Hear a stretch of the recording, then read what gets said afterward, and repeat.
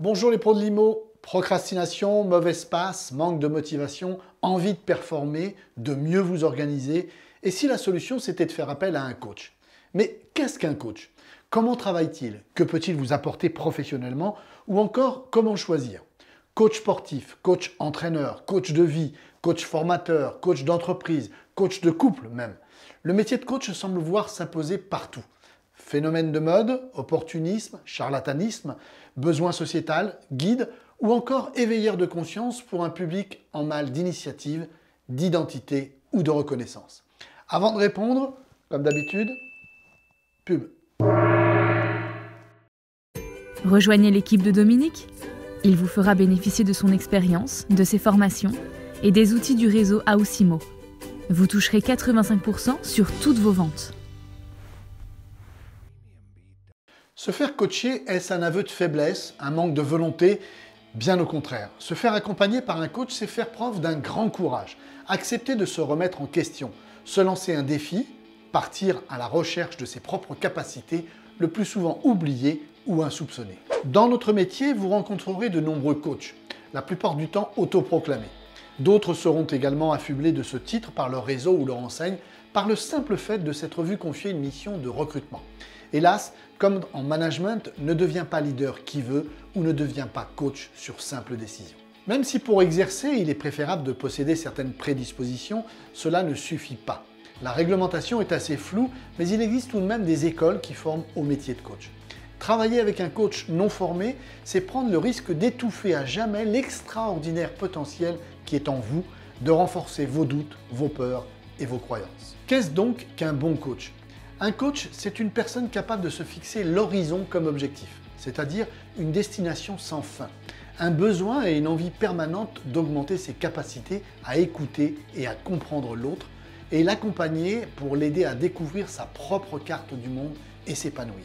Un coach doit savoir précéder l'autre sans jamais rien lui imposer. Comment devient-on coach? Je dirais vocation, posture et formation. Plus qu'un choix délibéré, il s'agit d'une voie qui s'ouvre naturellement.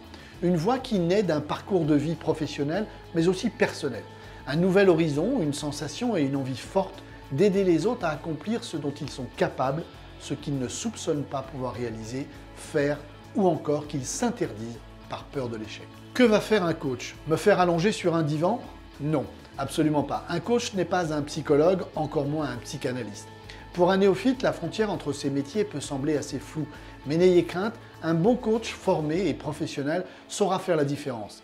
Il est de son devoir de diriger son client vers un psychologue, par exemple s'il juge que ses difficultés nécessitent l'intervention d'un thérapeute. Comment travaille le coach? L'écoute, le questionnement, les reformulations, la bienveillance, la connaissance et la compréhension de la pensée et du fonctionnement font partie de la panoplie d'outils du coach. C'est grâce à son accompagnement que vous trouverez les solutions et les ressources nécessaires pour développer le fabuleux potentiel qui dort en vous. Comment faire le bon choix? Rassurez-vous, un coach digne de ce nom ne débutera aucun accompagnement avec vous sans avoir au préalable clairement établi et énoncé un contrat clair et précis entre vous deux. Les règles de vos échanges, les droits de retrait et de réserve de chacun et même la possibilité de mettre fin de part et d'autre à tout moment à votre collaboration. C'est le moment idéal pour guider votre choix. Ce que vous devez faire, d'abord bien choisir votre coach et ensuite une chose primordiale et déterminante, vous sentir en confiance et lui accorder la vôtre. La lui accorder et la lui laisser. Même dans des moments difficiles, à propos par exemple d'un sujet ou d'un engagement que vous tentez par tous les moyens d'éviter et sur lequel pourtant votre coach insistera. En conclusion, solliciter l'accompagnement d'un coach, c'est avoir conscience que les choses peuvent changer, que rien n'est écrit d'avance. Être prêt à changer soi-même, ses pensées, son attitude, porter un nouveau regard sur soi et croire en cet extraordinaire pouvoir que nous avons à changer notre monde en changeant nous-mêmes.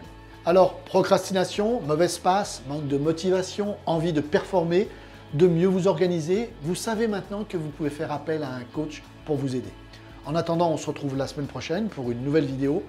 Très bonne semaine à tous. AOSIMO, réseau de mandataires spécialistes en immobilier. Un pack complet à 85 €, une réversion de 85% sur toutes vos affaires.